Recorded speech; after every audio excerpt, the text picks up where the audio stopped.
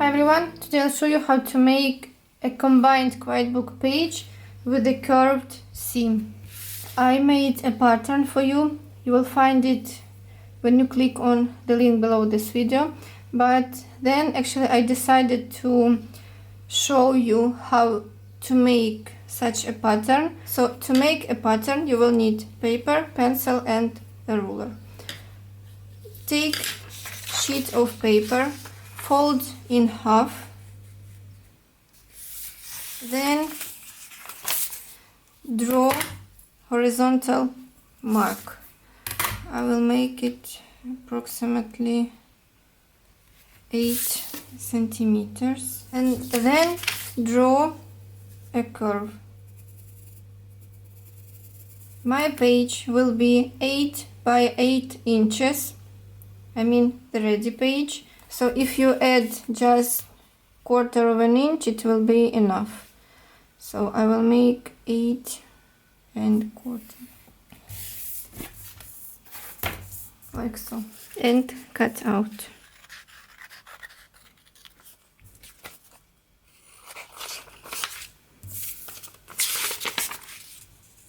Those two pieces will be your patterns for fusible interfacing.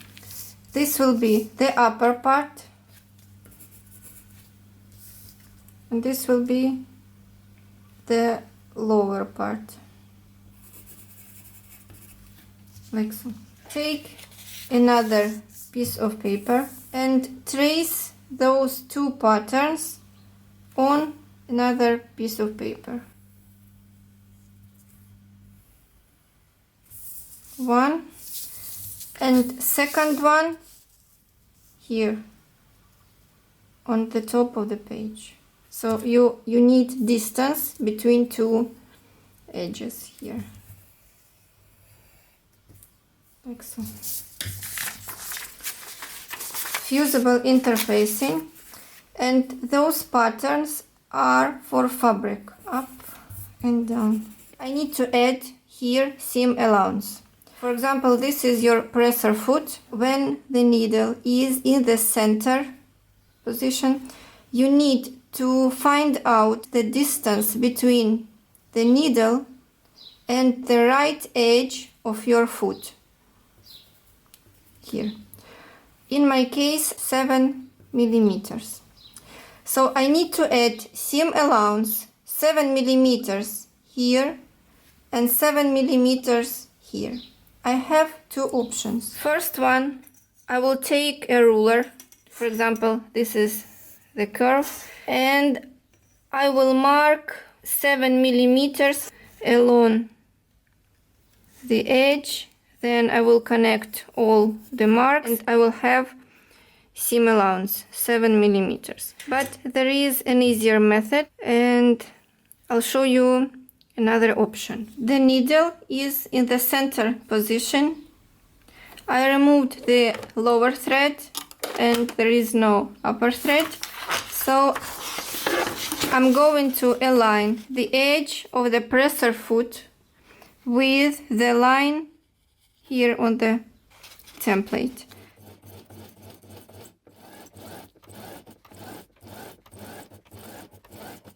So now I have the seam allowance. Same on this side. Again, align the edge of the foot and the line on the paper, and so. Now just take your scissors and trim off the edge.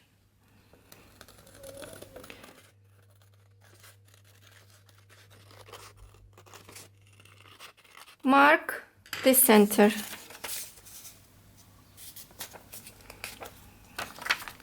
I don't have very long edge, so I'm not going to make a lot of notches to connect two patterns, so I will have only center and the edges. Now you have pattern for the interfacing, pattern for the fabric. Before you trace the patterns, iron the fabric for the lower part of the page and for the upper part of the page. Spray the water and leave the fabric for 1 minute. Here I have a cotton fabric, so I set my iron on cotton. So press, wait, lift the iron and press again.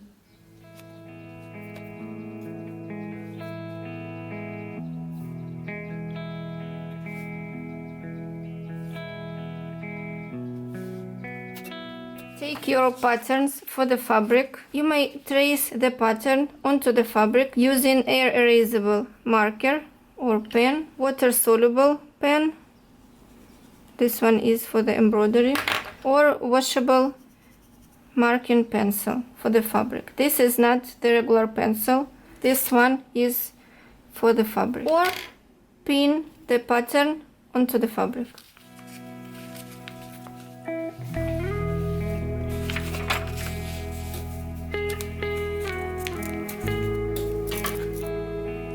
Cut out without seam allowances.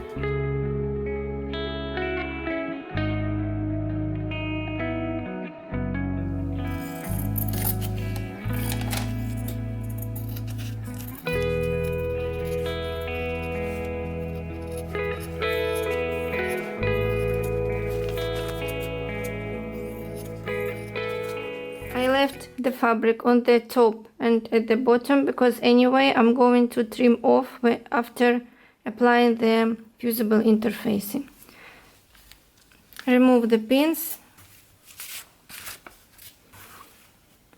fold in half, press with your nails so you will know this is the center. Same here.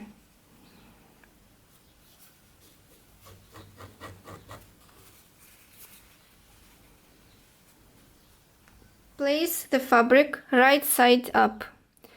Now place the upper fabric on the top of the lower one, right side of the fabric, right side of the fabric, like so. And pin 2 layers. Now you need to align the raw edges of the fabric. Here will be the beginning of the stitch. So you need to align the beginning of the stitch on the upper fabric with the same point on the lower fabric. So you need to align exact those edges where the stitch starts, like so.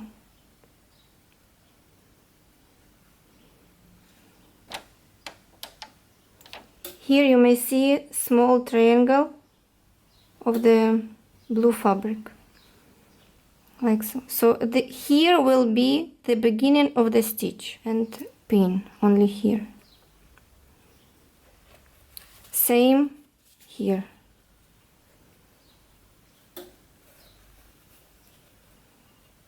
Press raw edges and move your fingers until they meet, like so, and pin at this point. Same here.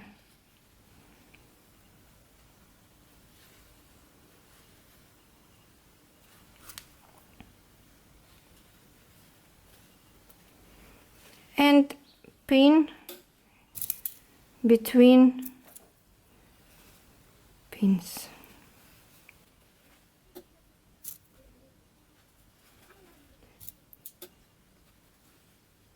For the first time, I recommend you to make not very deep curve, so it will be easier to connect raw edges.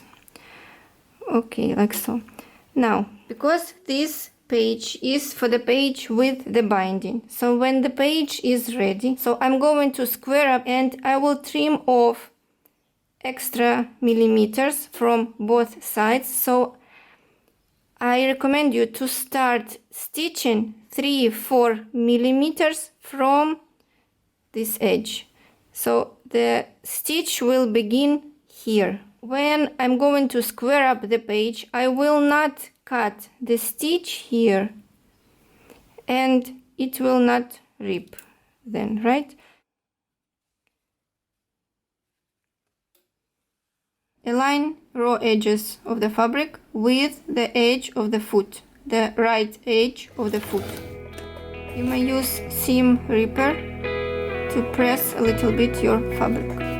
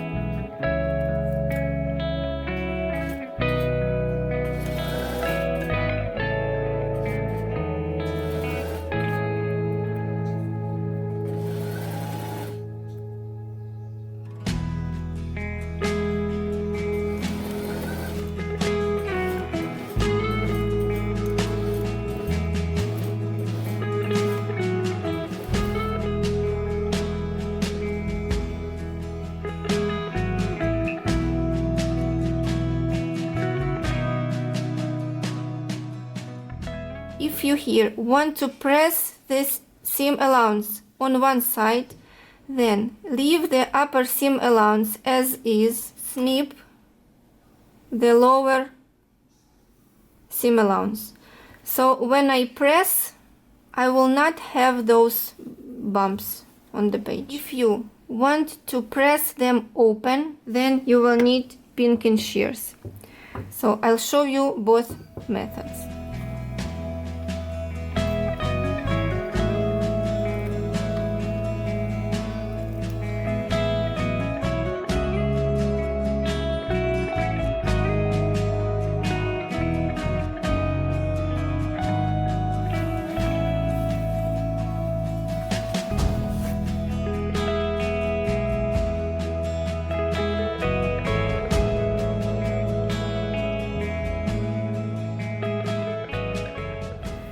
Now, using the iron with the steam, I will press seam open here. And here I will press seam allowances on one side. But I will use pinking shears to cut this edge just to make it smooth. It's not necessary if you're using fusible canvas, no need to do this because it's thick and you will not see this bump. Just a little bit. Just to make smooth edge. Be careful, don't cut the fabric.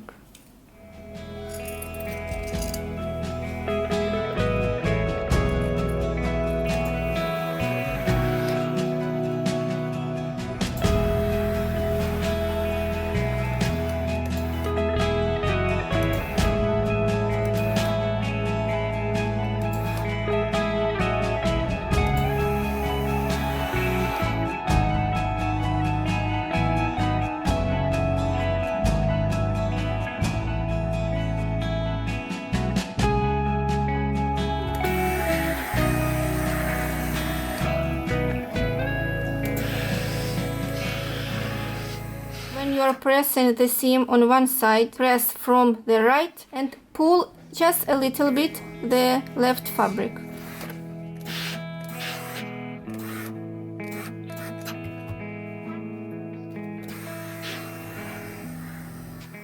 Now take the fusible interface and insert it under the seam allowance and press.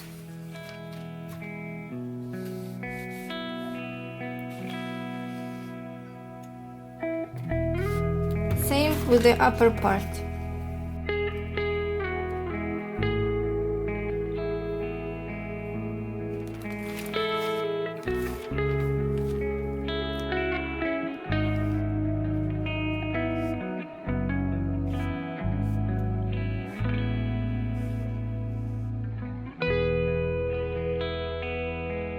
Press several times on the right side.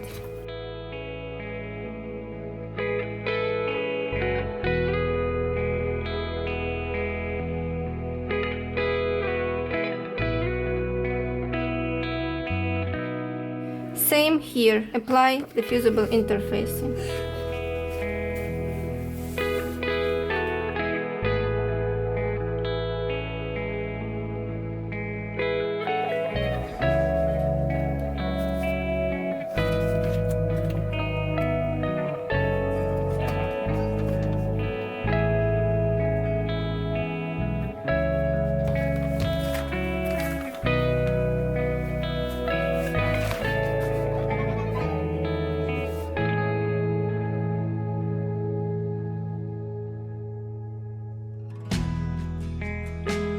If you pressed seam open, then use lightweight fusible interfacing to secure the seam. Now, if you want to use polyester batting to make your page stiff, then take one square of the double-sided fusible interfacing. I'm going to add a little bit here. You may like so overlap it. It's not a big deal. And pressed polyester batting.